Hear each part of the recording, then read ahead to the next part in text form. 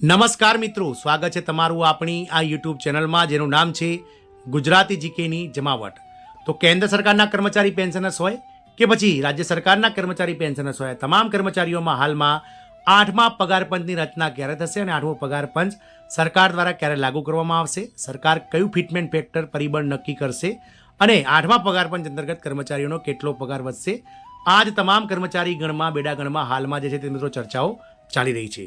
આ તમામ અટકળો વચ્ચે મેં આપ સૌને જણાવી દઈએ કે હાલમાં કેન્દ્ર સરકારના ડિપાર્ટમેન્ટ ઓફ પર્સનલ એન્ડ ટ્રેનિંગના સચિવ રત્ના શાહ અને જે NCJCM છે, national council for joint consultative મિશનરીના પ્રમુખ શિવગોપાલ મિશ્રા વચ્ચે જે છે તે મિત્રો અવારનવાર આ કર્મચારીઓના જે TOR છે, ટર્મ્સ ઓફ રેફરન્સ 8મા પગાર પંચના, તેને લઈને ચર્ચાઓ ચાલી રહી છે. તો આજના વિડીયોમાં વિગતવાર જાણીએ કે 8મા પગાર પંચ અંતર્ગત NCJCM દ્વારા સેલરીની સાથે અનેક ભેટો જે છે તે મિત્રો કર્મચારીઓને આપવા જઈ રહી છે. સાથે એ પણ જાણીએ કે મિત્રો 8મા પગાર પંચમાં મહિલાઓ માટે શું ખાસ જોગવાઈઓ કરવામાં આવી શકે છે તેવી મિત્રો NCJCMએ જાહેરાત કરી છે.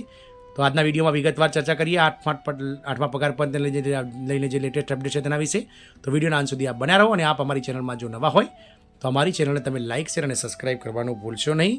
બાજુમાં રહેલું બેલ આઇકોન પણ દબાવી દો જેથી કરીને અમારા ચેનલ પર મૂકવામાં આવતા આવા 8મા પગાર પંચ, સરકારી કર્મચારી, સરકારી ભરતી વગેરેને લગતા સમાચારો તમને અમારા ચેનલના માધ્યમથી સરળતાથી ઉપલબ્ધ થઈ જાય.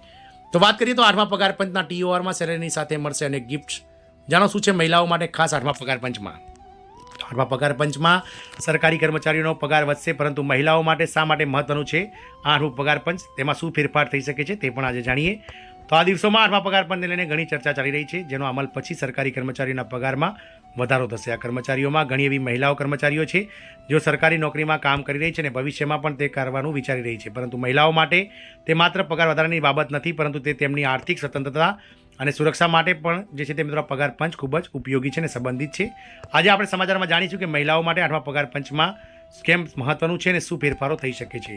તો મહિલાઓ પર શું અસર થશે મિત્રો 8મા પગાર પંચની? તો પગારની વાત કરીએ તો પહેલું છે પગાર. તો 8મું પગાર પંચ મૂળભૂત પગાર અને ભથ્થામાં વધારો કરવાની ભલામણ કરી શકે છે. આનાથી મહિલા કર્મચારીઓ સાથે પુરુષ કર્મચારીઓના પગારમાં પણ વધારો થશે અને જેથી તેઓ હવે બચત પોતાની વધારી શકશે, રોકાણ કરી શકશે અને રોજિંદા ખર્ચાઓને પહોંચી વળશે. વાત કરીએ ભથ્થાઓની તો સરકાર નવી સુવિધાઓ ઉમેરી શકે છે અથવા હાલના ભથ્થાઓમાં વધારો કરી શકે છે, જેમ કે ચાઇલ્ડ કેર એલાઉન્સ અને મુસાફરી ભથ્થાઓ. આનાથી કામ કરતી મહિલાઓ, ખાસ કરીને માતાઓને તેમના અંગત અને વ્યવસાયિક જીવનમાં સંતુલન બનાવવામાં મદદરૂપ મળશે. નિવૃત્તિની વાત કરીએ તો 8મું પગાર પંચ પેન્શન સુવિધાઓમાં 30% સુધીનો વધારો કરી શકે છે.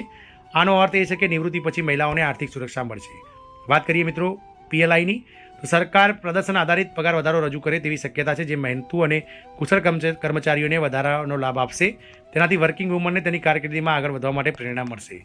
સ્ત્રીઓ માટે અન્ય લાભો તો મહિલાઓને બચત માટે અને રોકાણ કરવાની વધુ તકો મળશે, જે તેમને તેમની નાણાકીય સ્થિતિ મજબૂત કરવામાં મદદ કરી શકે છે. આર્થિક રીતે સ્વતંત્ર બનવાથી મહિલાઓ પર કૌટુંબિક અને સામાજિક દબાણ ઘટશે. જો પગાર અને અનેક સુવિધાઓ આકર્ષક હશે તો મહિલાઓ સરકારી નોકરી તરફ વધુ આકર્ષાશે.